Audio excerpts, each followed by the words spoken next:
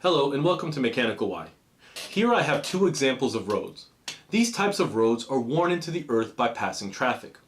In this example we have a single rut worn into the ground, while this example has two distinct ruts. Now my question to you is, which one of these two is representative of an ancient roadway? Some of you would point out very quickly that it must be this road, because this one, having two distinct ruts, could only be generated by modern automotive traffic. Any cart of the ancient world would have been pulled by animals. These draft animals would have worn down the road in the center, thus creating a road that looked much like this.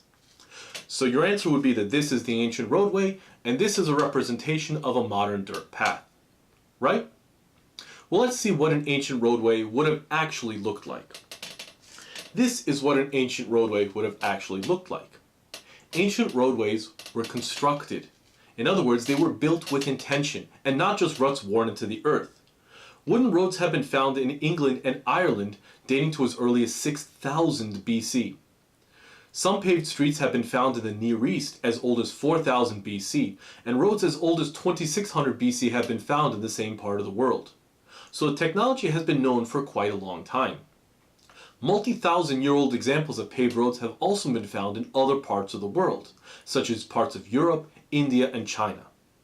Here is an example of an ancient Greek roadway from circa 600 BC.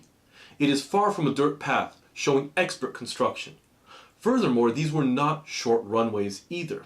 Some excavated examples are thousands of meters long, and evidence suggests that some ran for many hundreds of kilometers. Then came the ancient Romans, likely the greatest civil engineers in all of humanity given the technology available to them. They built a massive road network that crisscrossed an entire continent. And these were no shabby piles of rocks either. Some of these ancient roadways have survived use for over thousands of years. They have complex construction including many layers. This example was excavated from Pompeii. It was buried in a volcanic eruption in 79 AD. And there will remain buried for 1500 years, so it is uncontaminated by later influences on construction.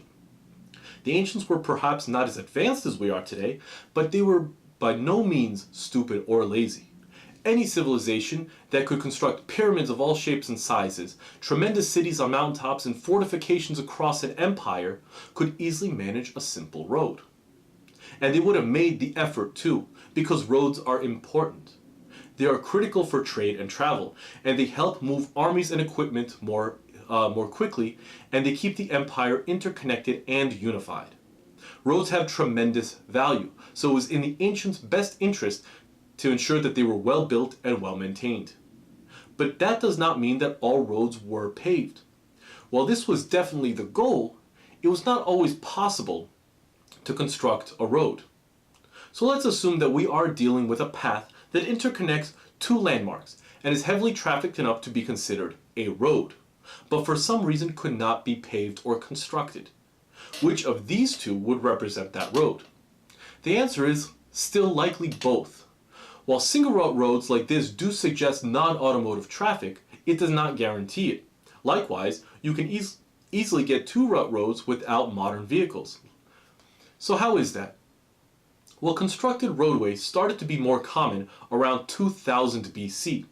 This coincides with the development of the wheel in many cultures, which came about 1,000 years after the domestication of the horse.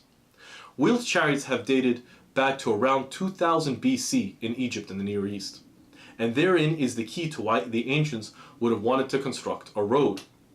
A wheel is incredibly abrasive and damaging to the ground, much more so than the footfalls of any draft animal.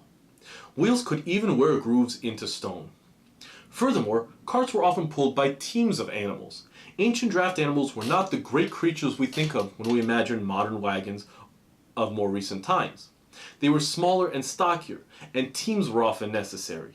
And early technology only allowed horses to be lashed side by side. Moreover, the teams tended to be in even numbers to accommodate a steering post or a tongue connected to the front wheels.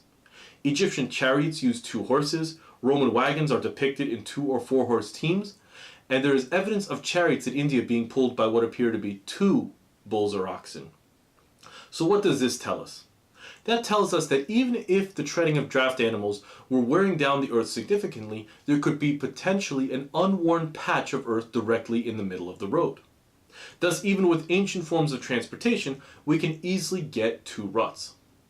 So do I have any hard evidence to support this claim, that two-rut roads could be made without modern automotive traffic? Yes, there is evidence of this. One may try to look at ancient unpaved roads, but these may be difficult to find, and evidence of ones that have been found and dated to ancient times may be inconclusive because they could have been contaminated over the many centuries afterward. But my evidence is not ancient, though it is made with technology similar to the ancients.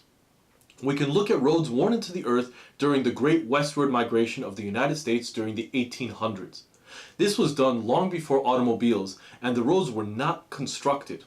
Long wagon trains pulled by teams of oxen, mules, or horses moved thousands of miles westward over essentially virgin land. Most of these roads were never subsequently crossed by automobiles. Wagons later gave way to locomotives, and even modern automobiles would have difficulty with much of this landscape if it was left unpaved. Some of these unpaved roads have remained preserved with their condition well documented for over 150 years. And what do we see? Two ruts. Roads worn into the earth using the same technology the ancients would have been using to travel. So back to the original question. Which of these is representative of an ancient road? Single rut, two rut, or paved? If it was important enough, it would have been paved. But let's say that the road could not have been paved and was worn into the earth. In an unpaved situation, evidence and analysis shows that two ruts did not always indicate or require modern automotive traffic, so this is also representative of an ancient roadway. The ancients did, however, include single horse carts, horsemen, pedestrians, and herd animals. So single rut roads were also likely common where wheel traffic was limited. So the answer is that all three of these were possible in ancient times, and all three of these are representative of ancient roadways. So thank you for watching. I hope you found this interesting. If you did, please like and share this video, and please subscribe to stay up to date on new content. Also, visit us at www.mechanical-y.com.